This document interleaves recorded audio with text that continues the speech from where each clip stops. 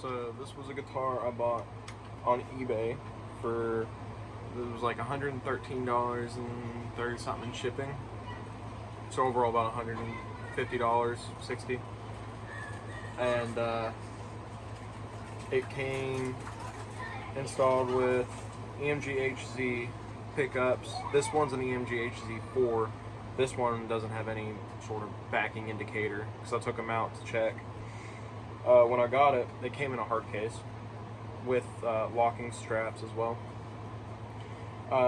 Came with aftermarket, blacked out bridge and tuners.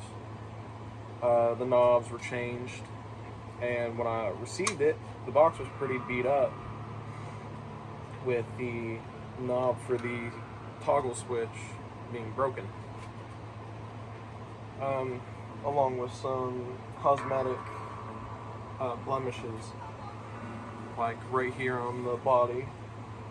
There's severe surface finish cracking. There's a blemish right here at the third front marker, and then obviously wear and tear from scratching. But overall, I think it was a good buy. And obviously the stickers on the front markers.